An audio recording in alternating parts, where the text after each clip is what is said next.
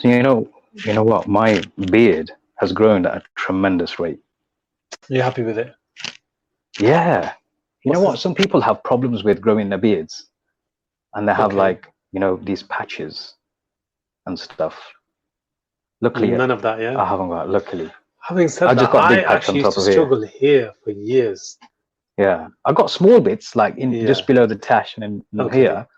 But generally speaking, if you look at my beard from like a couple of weeks ago, 3 weeks ago, there's a big difference. This one is good, isn't it? It's quite a, what's the word, man? I don't know, like a fellow bearders will understand this, but it's a boost, isn't it?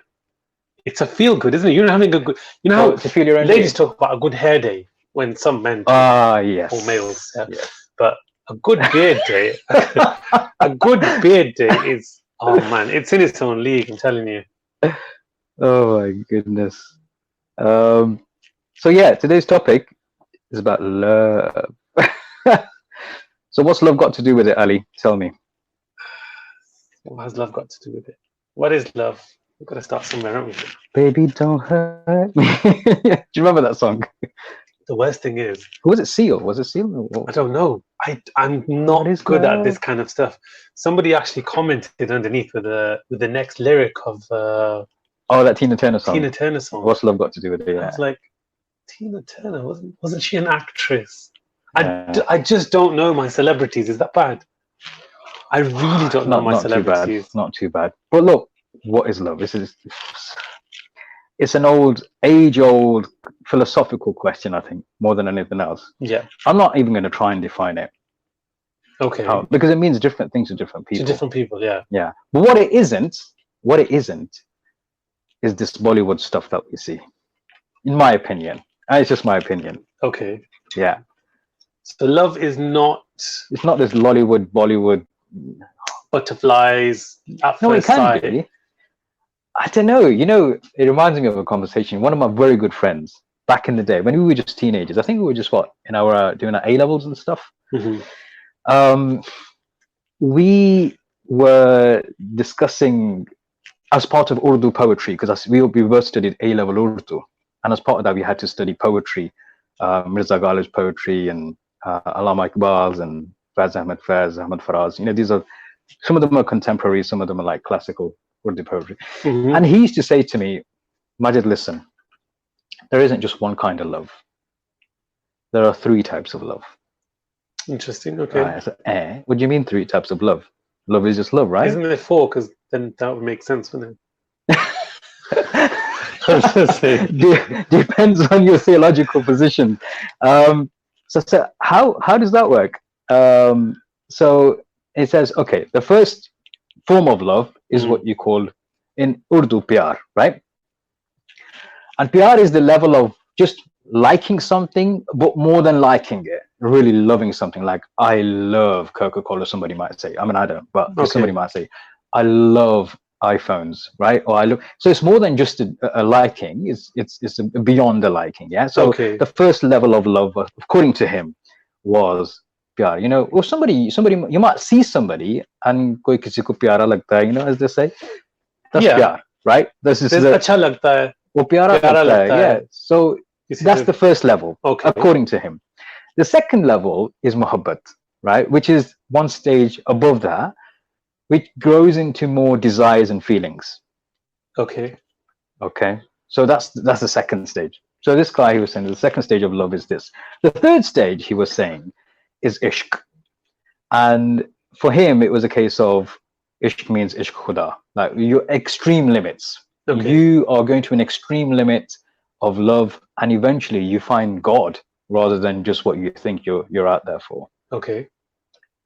So these, according to him, these are, and I could see at the time, I could see like, that it makes sense of categorizing love in 3 different categories.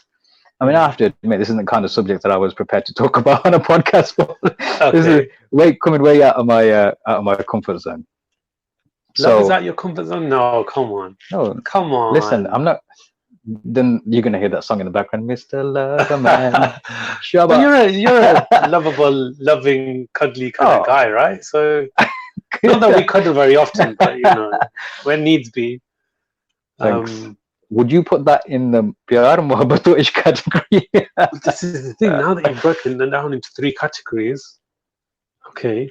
Do you ever reflect on that? Yeah. Well, look. Here's the thing. I think any individual's interpretation of what they feel or interpret it or define love as is going to change with time, with experience, with wisdom, with maturity. It's going to change. When you're younger, your interpretation of what or you can give some Imran You have to. It would be wrong not to. It would be wrong. It would be unwise to believe that your view of what love is doesn't change. Okay.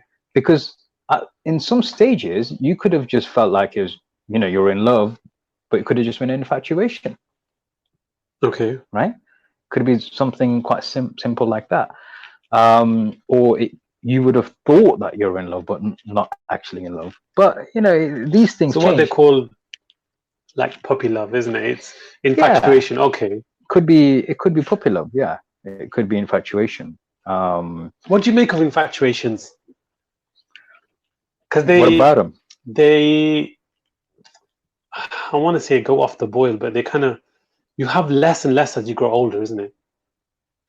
Well, I hope you do. Otherwise, why do you have that about me? I'm just saying in general. I hope you do. Look, as a teenager, or even as a new teenager, you're falling in love every other day. Are you? Well, wow. Some admissions there. But the thing is, you see this with young kids. Can you call teenagers kids? Is that still legit? We can. Anyone. We're old enough to do that. But you look, innit? Yeah. So they're falling in love with people they see on the TV, people they see at school but don't really know or associate with. They're falling in love with athletes, celebrities. Do you not think then that the word love itself is overused and not, because it's obviously not defined the same way by everyone, right? Which is why if somebody say, oh, I love him or I love her, right? Somebody you might not have ever met even, right? You're loving a particular image of something. So their definition of love is something completely different to your or my definition of love, right? Yeah. But do you not think this word love is overused and undervalued sometimes? Like some people have a habit of, with their partners maybe, or whoever it might be, having a conversation on the phone and say, okay, see you then, love you. Just like by the way kind of a comment. For someone like me, you don't do that, I take it. Those words are sacred, my brother. I would only use them. Okay. I would only use them if that feeling of affection or whatever is intense. But you're married to this person. It doesn't matter. Wow. Because when you do say it, then it means more. Okay. Because if you say it regularly, when you mean it more than you did last time, how would they know? Interesting. Okay. Do you know what I mean? So I think it's overused. I think the word love or saying I love you or love you to someone is overused. Personally, that's just my opinion. So you're married. He is married, by the way, just so you know. When do you say it? I'm not going to tell you. Okay, we can edit that out. I think it's not something to be said daily to someone that you do love. No, look, here's the thing. If it's ever said, it's said at the right moment, at the right time, in the moment. So it means more, And if I say it, I really, really mean it. Okay. There are couples who rarely say it, but when they say it, they really mean it. I think we're that kind of a couple. So it doesn't need to be said. It doesn't. I think love is something you feel and see through actions sometimes a lot more than just it being verbalized. It doesn't confirm your love for someone just because you tell them you love them. If you love someone, you got to follow it with action. Do you think that's the case for most people? Do you think that's most understanding of love? Do you understand how many people there are out there who tell other people that they love them? Okay. Right? And then they're pissing about behind their backs. Okay. And doing all sorts of shit. Right? And what I'm trying to say is they make false promises as well. So let's just say somebody has made a promise to somebody, oh, I love you, I'm going to be with you and whatnot. But they have no intention. It's the action of showing commitment that's going to show that they actually mean what they say. Okay. Yeah. So if someone's going to say, I want to be with you, let's just say this is a marital relationship, yeah? Or coming up to a marital relationship, and someone claims that they love someone, show it. If you're lucky, you've got to put a ring on it, innit? You got to put that ring on it. I couldn't tell you, is that a Tina Turner song? Or? No, who was it? I can't remember. I know that I've heard those lyrics somewhere. If you're lucky, you got to put a ring. Beyonce. Is it Beyonce? Okay. So yeah. You're in love. You're not having to say it every time, all the time, every day, pointless. But if you're not showing it, and you're not saying it, you're probably not in love. That's a tricky one, isn't it? That's a tricky one. It depends on who and what kind of relationship it is. Okay. Difference between, are you saying that there's a difference between saying that you love someone and being in love? I think there is. People love Justin Bieber. I don't think they're in love with him. Yeah. Yeah. People love materialistic things. Doesn't mean, well, they could be in love with some of the materialistic things. They may not be. So yeah. Yeah, you can love a brand or you can love a car, but are you in love with it?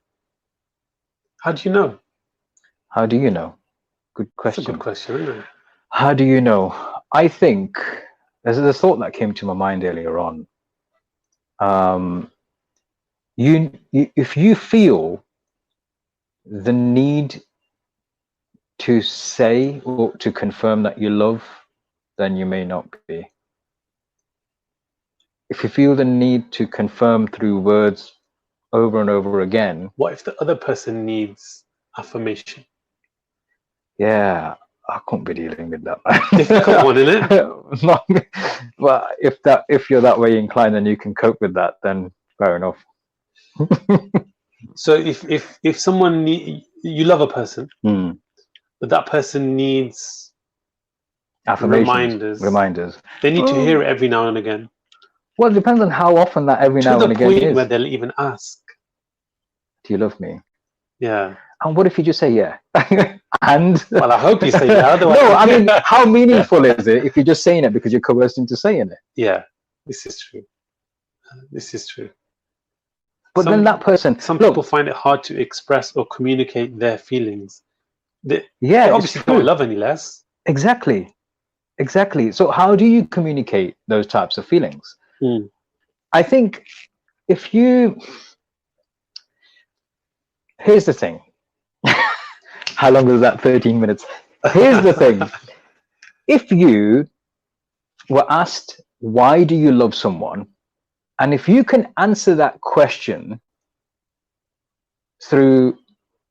by any means, because they are of a certain way or they do certain things, that's going to be conditional love. So if somebody asks somebody, if somebody asks, I've never thought about it that way. Let's just say somebody asks you, Ali, are you in love with X, Y, and Z? And or why do you love someone? X, Y, and Z. So X, Y, Z, A. Start on the beat. Okay. X and Y, right? Let's just say somebody said, Ali, do you love this person? Or why do you? More important question. Why do you love this certain individual? And if you're able to answer that question because of anything they say, anything they do, those kind of things, then I think your love is going to be conditional. Because you're doing it for those things. Would you agree then that most wives, girlfriends, partners like to hear why their partner loves them? I'm not that experienced, I wouldn't know. Couldn't answer that question. But you watched a couple of movies in your time and you kind of, You can't judge everything by movies. You can't judge everything by movies. Okay. I like to make out as though I know everything, but I don't, unfortunately. How would you answer that? Asking someone let me ask you the why question. They love you. Let me ask you the question. Do you think from what you've observed, as a more of a strategic question. Strategically phrased question. Do women require, what was the question? Do women require affirmations more often? I think so. Why? But I've never looked at it as being a negative thing. Like, for example, being a bloke or being a beard or being a guy or whatever, I'm the kind of person that would say, of course I love you. You know that I love you. Okay. Why do you need to ask that question? Why do you need to know? Why do I need to say it when you need to hear it, kind of thing, you know? Fair enough.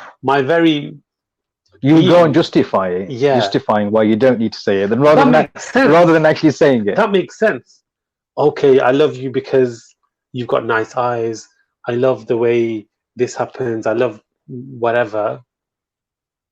So basically, what you just said is it's conditional on those the eyes, the figure, the cooking, Yeah. Wow. Okay. Then, which is true.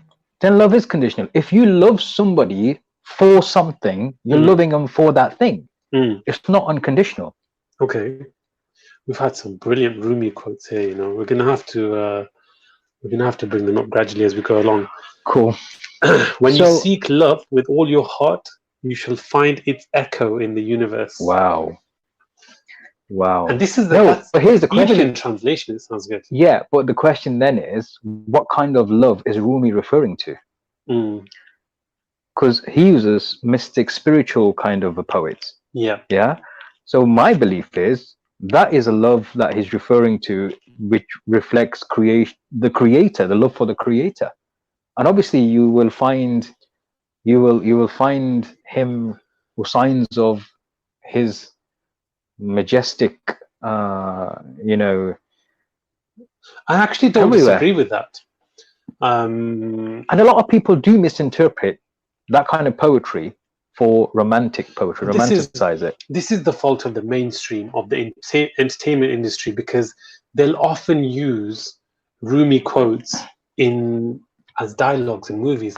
Yeah. But Bulle Shah. His poetry is used in songs, Qawwalis all the time. Yeah. But then it's always taken out of context, isn't it? Yeah.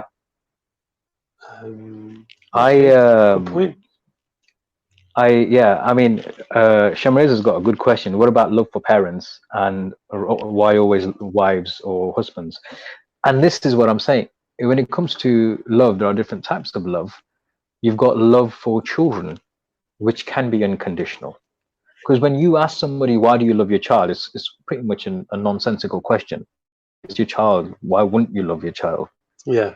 But when you have to ask the question, because they're annoying brats, and they eat all your and food, you love it, and you love them for it, and you love them for it, right? But when it's the opposite, when it's okay to ask someone, why do you love somebody? When is it okay? When it's not somebody who you're directly related to, I would presume. If it's your father, you're going to love your father. Well, in most cases, obviously there are exceptions to the rule, right? Your mother, obviously, there's always love for the mother, and children, and those who don't probably have some issues deeper than we care to discuss right now. That's unconditional love, because you may not like some of the things about each other, you may be annoyed by some of the things with each other, but it doesn't mean to say you stop loving them. Okay. Whereas in other relationships, if you get so annoyed, you can't break up, you can't divorce your brothers and sisters. Actually, there were some cases of that recently in recent history, weren't there? You can't really divorce you can actually nowadays. You can divorce your parents as well. You can do anything nowadays. I think there was a guy in India who sued his parents for bringing him into the world without his permission. Wow. So yeah, we won't go too much into what you can and can't do nowadays, because it's... Yeah, I mean, traditional. If you look at the traditional thinking, so Jem says, affirming feelings and I love you is important. However, it only matters if it's sincere.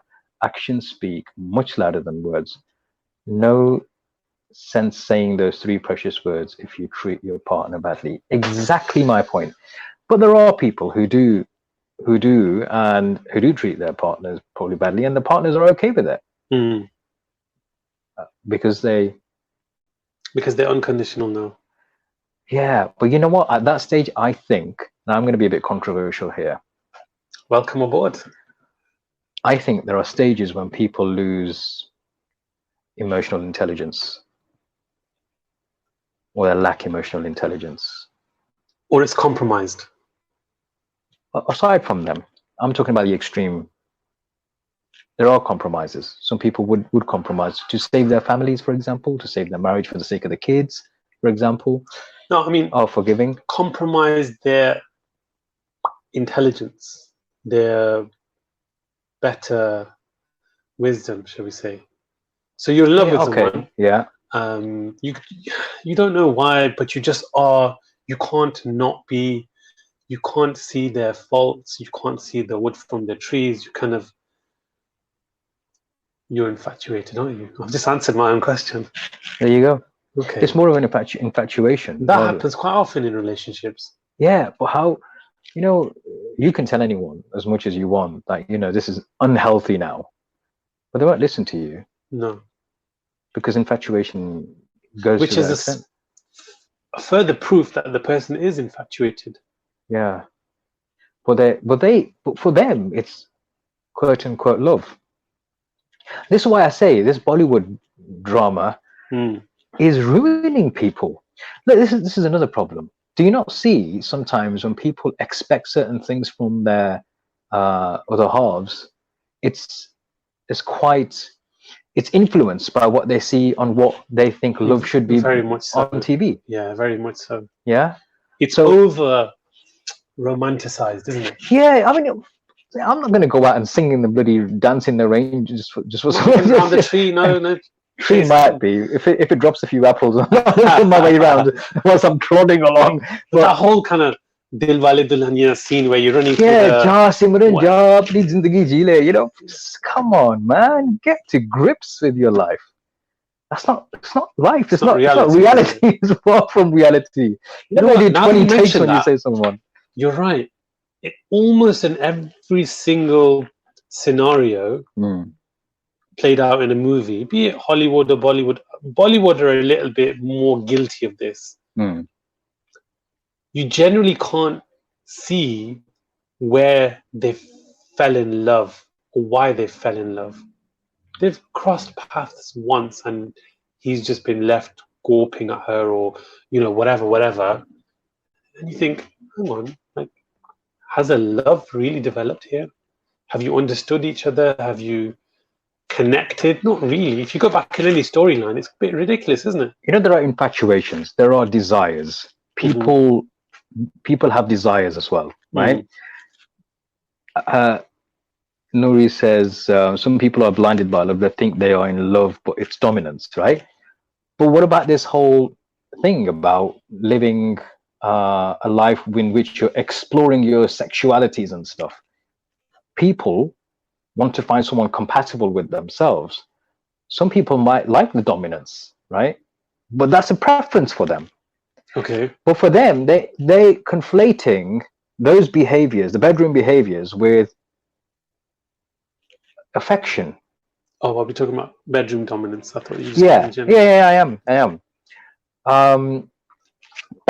I thought you were like, okay. No, it's cool, man. It's got a bit grey. There's more than a lot of shades of grey here, Mr. Ali. More than 50 of them. There you go. There we go. So it's out of the system now. So there are desires, but there is. Or here's the question then: because is it possible to love someone without, or separating those two things apart for love to coexist? The bedroom department and general affection. Could you love someone? We're talking about marital partners. Yeah, of course. Love doesn't play by any rules. Ooh. Rumi hasn't said that yet, has he? No? Let me write this down. And it's true, love doesn't play by any rules. If you're able to answer the question with bullet points of why you love a person, then it's conditional. Problem. No, I don't think it's a problem. I think it's a bit of a problem. No, I don't think it is. Conditional love is, how do you best describe it? Is it still love? Is it still love? Okay, interesting. It's not the eyes that are blind, but the hearts. Yeah. Okay.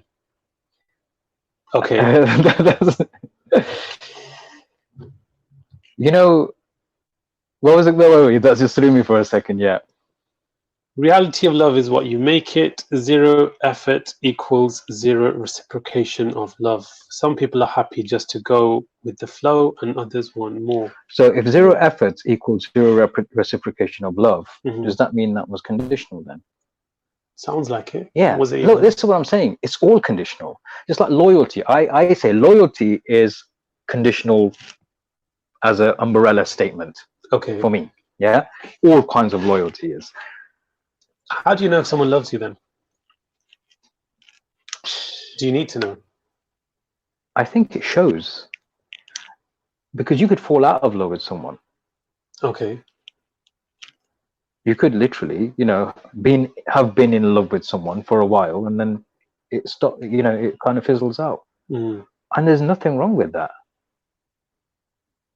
in real terms. So you can fall out of love. Yeah, I think you can love multiple times. I think you can love multiple times simultaneously. There you go.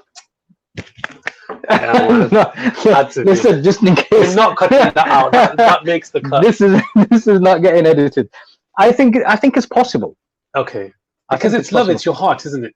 Yeah. And again, you're not playing by a rule book. What your heart if you desires. love someone, you love someone. You don't have to know why. You don't have to tell anybody why. You don't have to explain why. It is. Exactly. Okay. It just is. And if you've loved and lost, they say it's better to have loved and lost than not loved at all. Not loved at all. What's the logic behind that, do you think?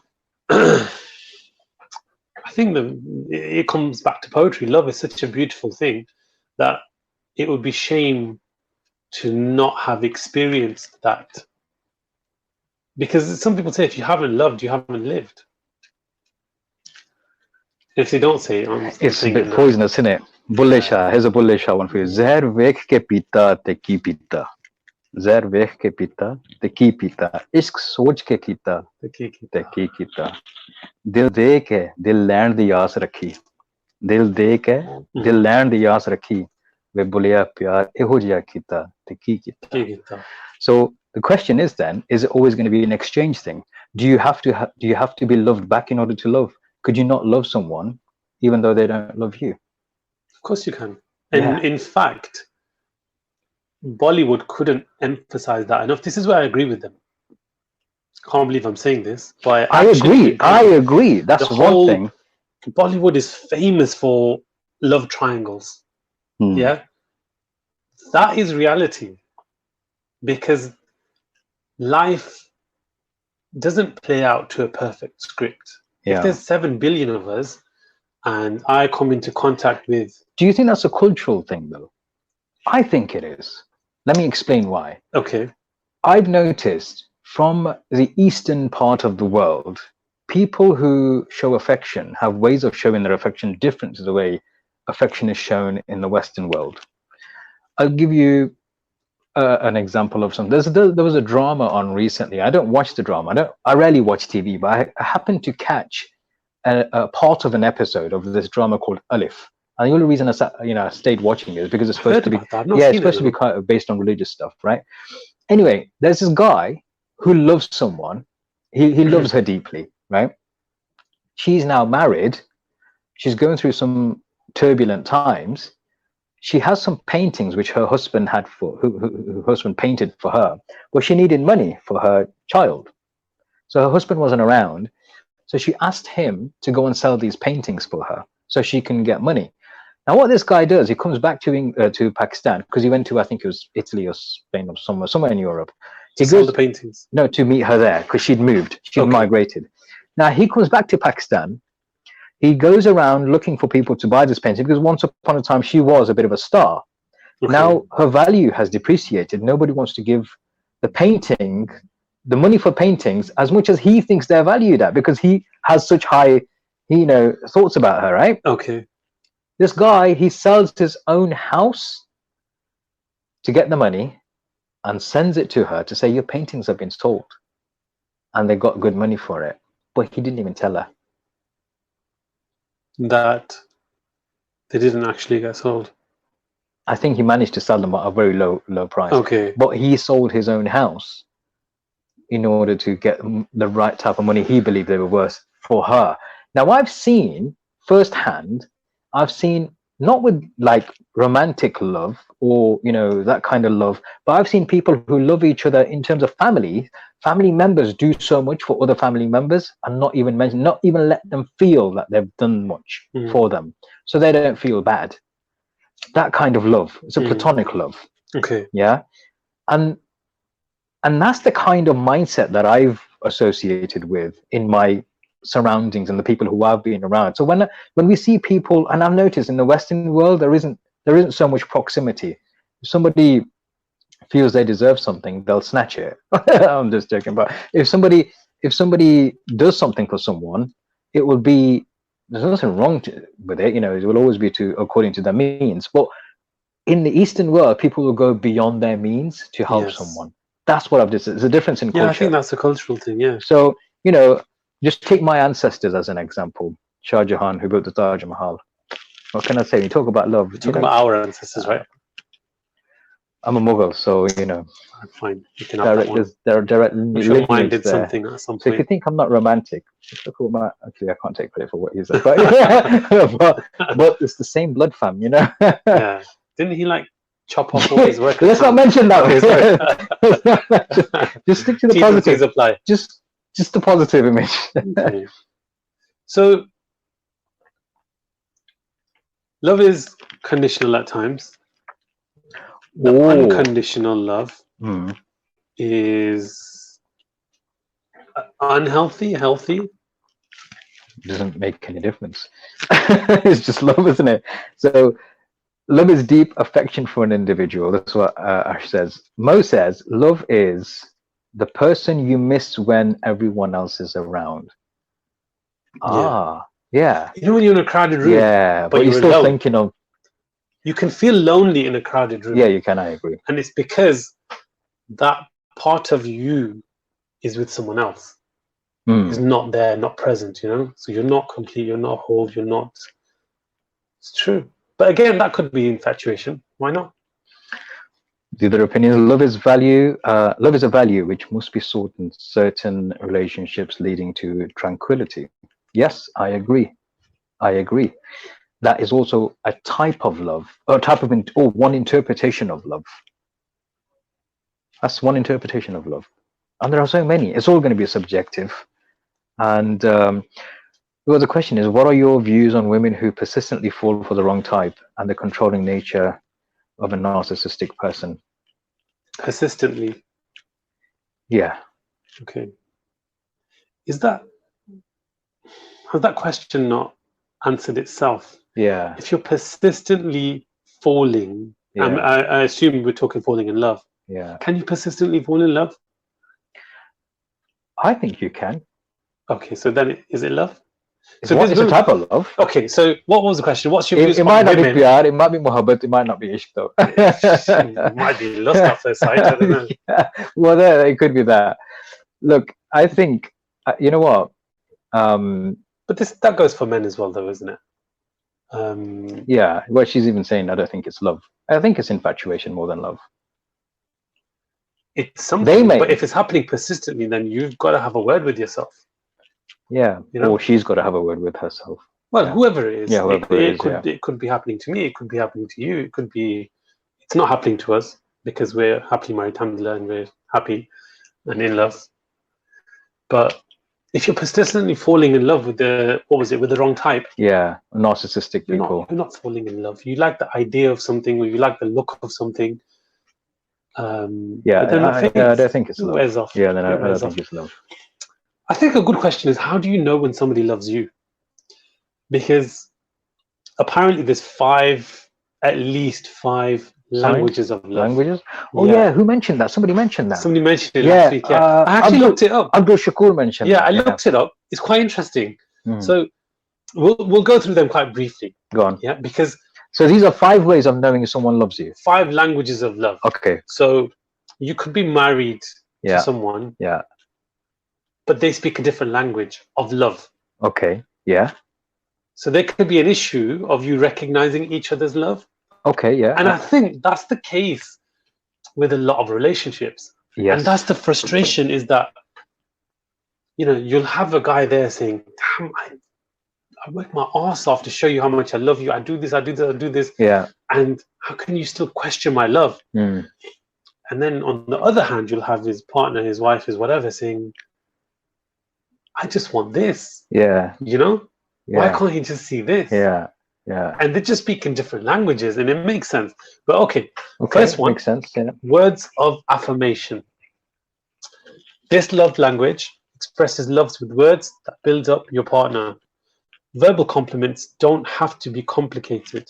The shortest and simplest praises can be most effective. You know, things like, yeah, that's really nice. You always make me laugh. I love the way you've done your hair today. I love the way you look. I love, you know, whatever. Yeah. That kind of thing. That means a lot. Words mean a lot if your partner has this love language. Compliments and I love you can go a long way. Okay. Even though you kind of disagreed with that one, didn't you? That it doesn't have to be said so Look, often. If it works for both, then yeah. But if it doesn't work for both, then you're going to have to compromise, aren't you? But see, the flip side is someone who speaks this language of love, yeah? Insulting comments or hurting comments are really damaging. Yeah, you know, they're amplified. If there's no balance between what the positives you're saying and you're just giving shit all the time, yeah, then there's no balance there. And it works the same with parents, Yard. You know, when you got parents who find it difficult to compliment their children. I mean, this is a form of, let's say we love our children, right? And there are parents who find it difficult to hug their kids or kiss their kids or compliment their kids.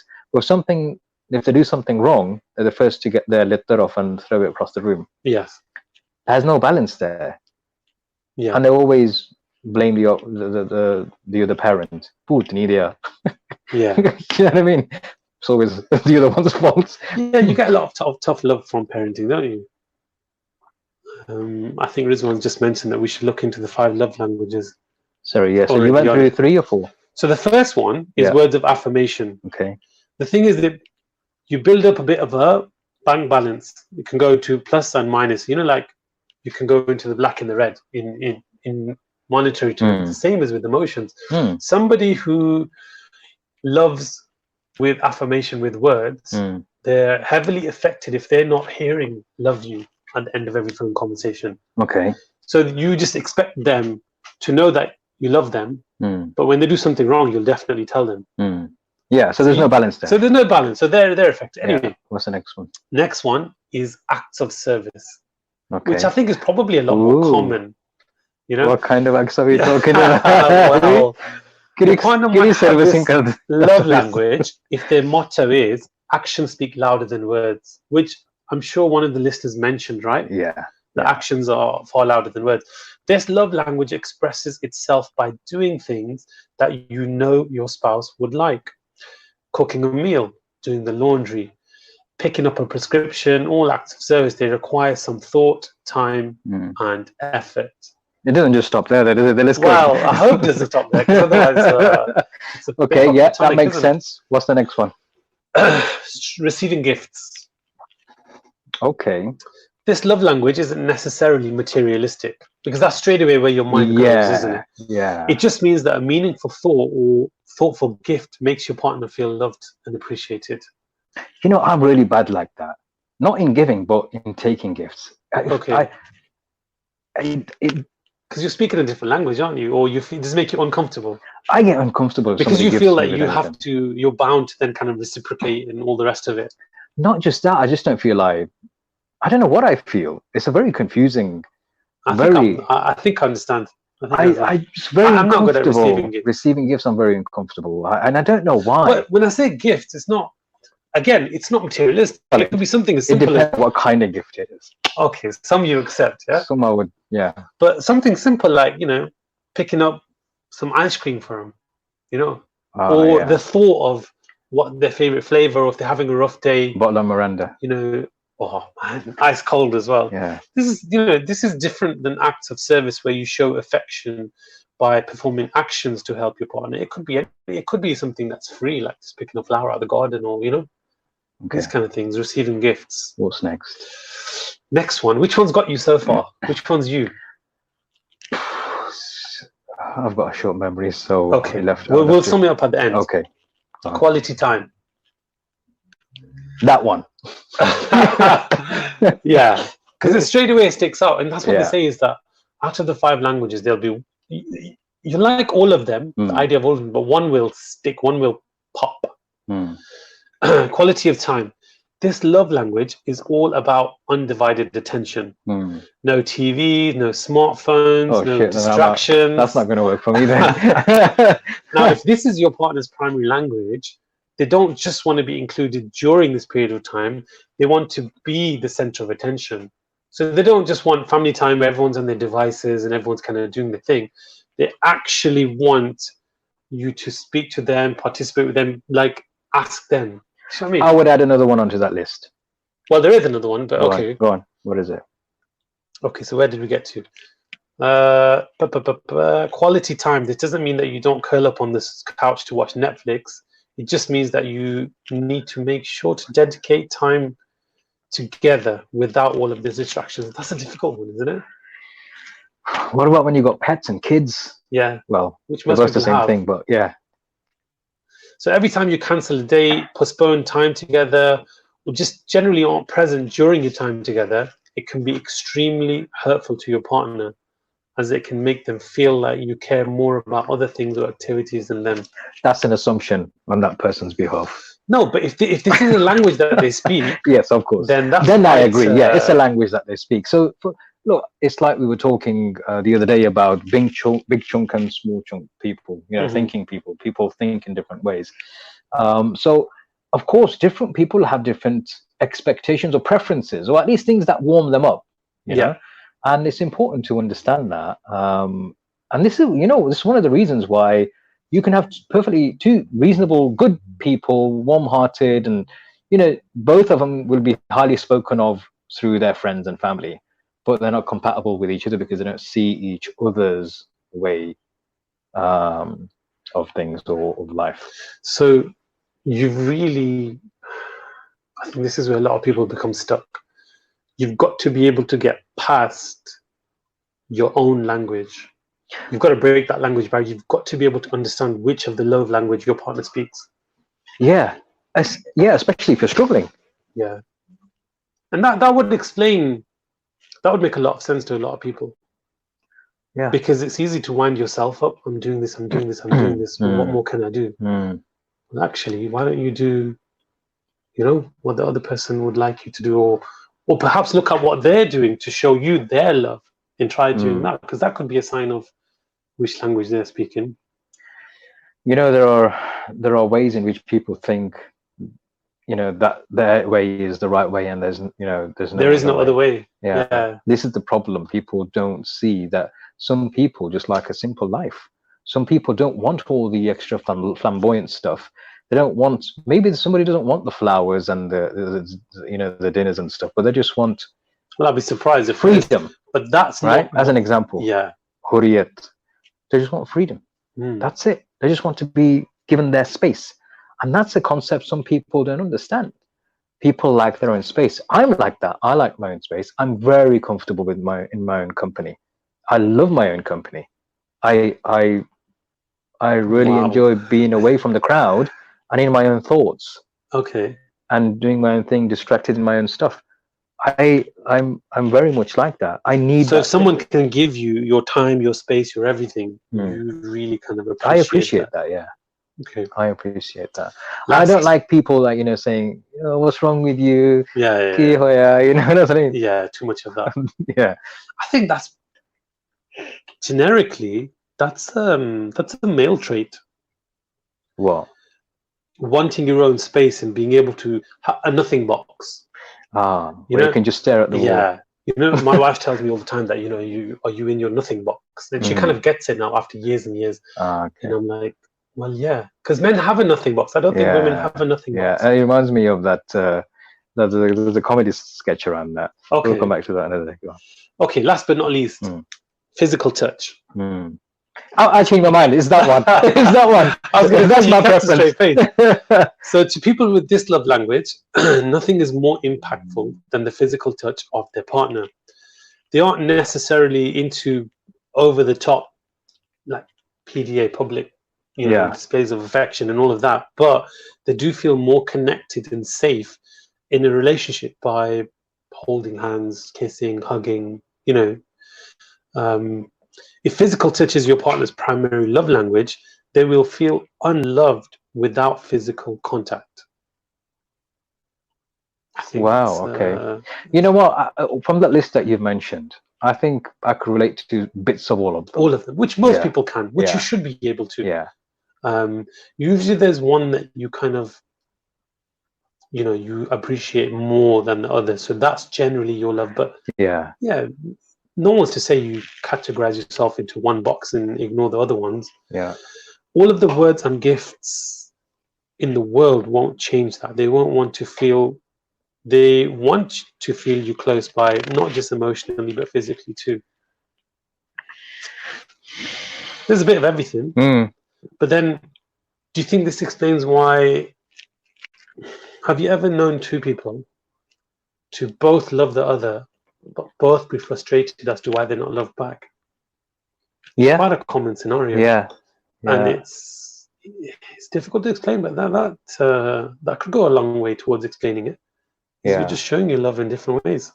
I think that's usually the case when it usually happens amongst any relationship, when it's a business relationship, personal relationships. There's a misunderstanding of what the other person's perspective is what usually leads down. So we've had a lot of focus on marital love and boy-girl love, but the truth is, love is more than that. Like you said, parents, children, siblings, friends. It's so much more than that, and it's just defined in so many different ways. The thing is, there are different types of love, and there are different depths of love. If anything, a water well and love are the two things which you can't measure its depths of. Surely a water well you can measure, right? Because by visually. Okay. Yeah. Just by on the surface. I should make a note of that. Yeah. Another quote coming along. Words of affirmation, acts of service, receiving gifts, quality time, and physical touch. Dude, in life, I'd say try and do everything with all of them. Yeah. But it's understanding which means that little bit more to your partner, because there's usually one more than the others.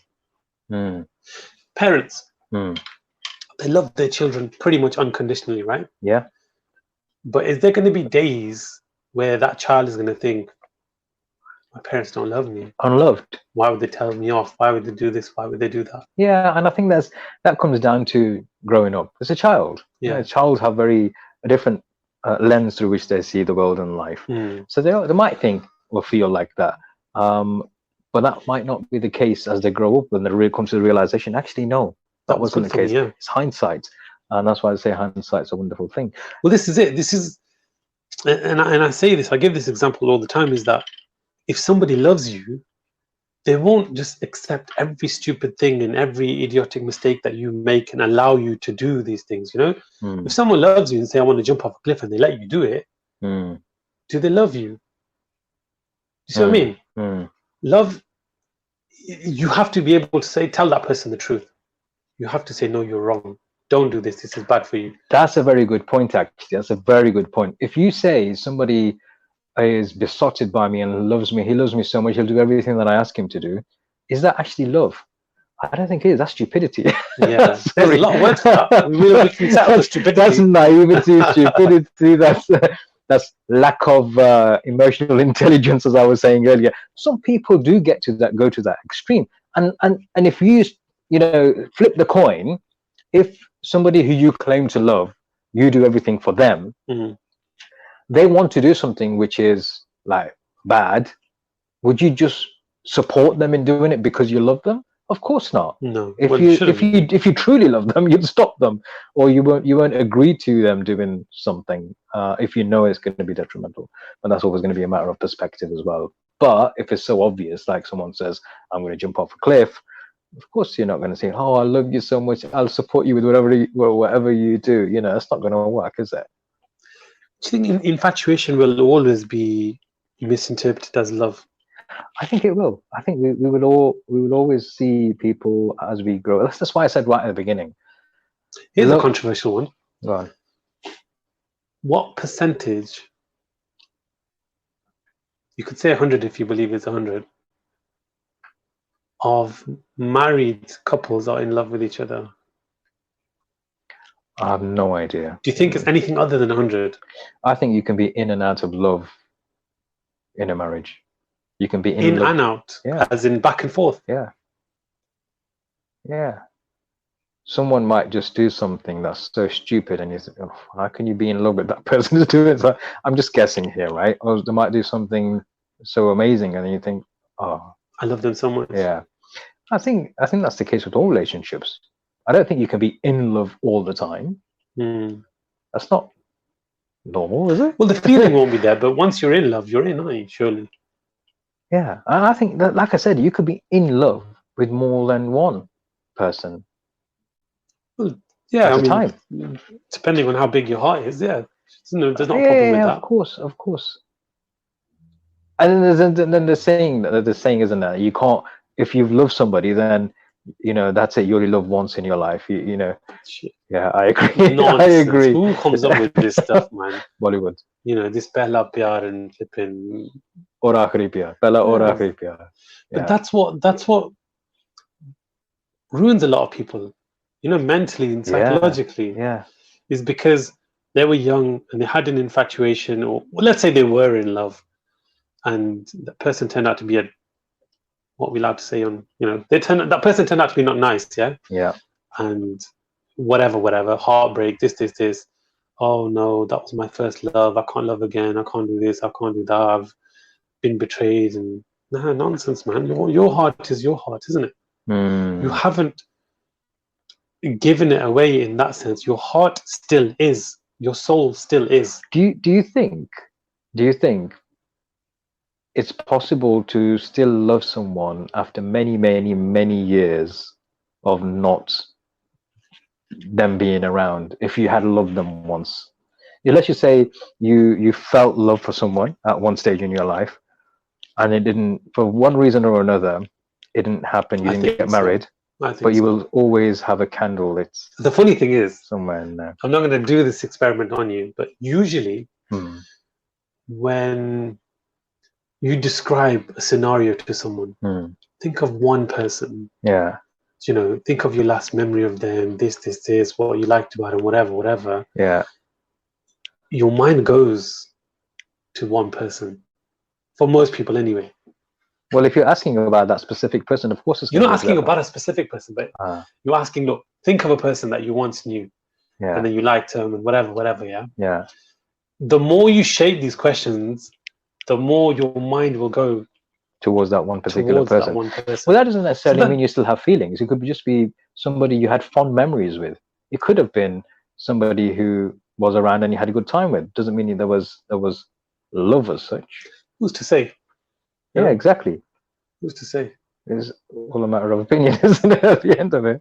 What's the conclusion here, Ali? What's love got to do with it? Anything, everything, and nothing at the same time. Okay. I think that's a fair point. My thoughts on those headings that we had, what is love? I think is all subjective. That's my basic answer. It's all very subjective. I know what it isn't, and it's not what you see on TV, on Bollywood especially. It's the language of the heart, isn't it? Yeah, I think very simply put. Can you control it? Here's a question for you. There's a phrase, isn't it, in there in the Urdu language? प्यार किया नहीं जाता हो जाता है. Yes. So you don't do it; it happens. It happens. What's your opinion on that? I agree. It happens. It happens. It's not love can't be an intention. So it's unintentional. Yes, you have no control over that, and if you do, then it's a decision. Yeah. So you're referring to the romanticized love, yeah? Any love. What about parents, kids? Is that a Your love decision? for them. I don't think it's the decision. No, that's what I'm saying. It's very natural. It is natural. It's either there or it's not. Yeah. You see what I mean? Yeah. So, is there such thing as unconditional love? Yes. Okay, I agree.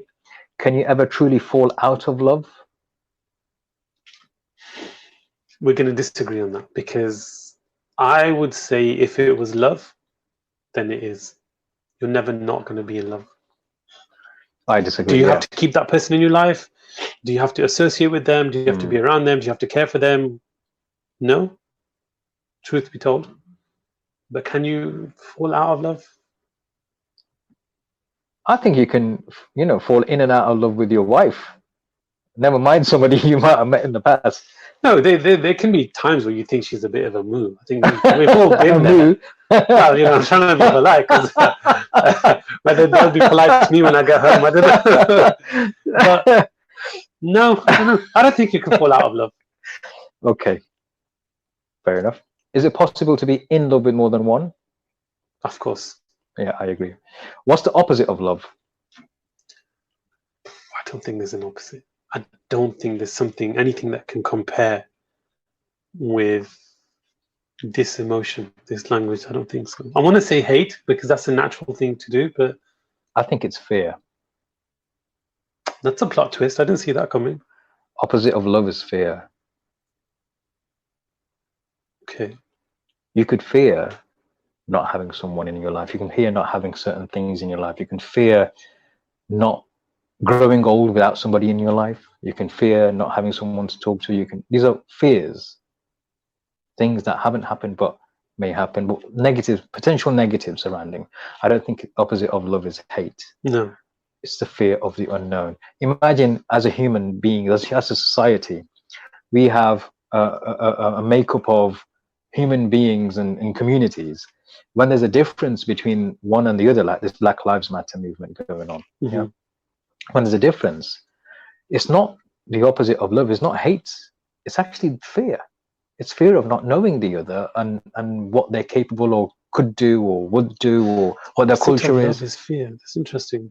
My opinion, yeah. Opposite of love is fear. So there you have it. Wow, that's a deep subject, if ever there was one. Yeah. It's definitely more than 50 Shades of Love. Don't know about grey, but of love there is. Definitely. And on that note, there are so many grey areas in everything that we do.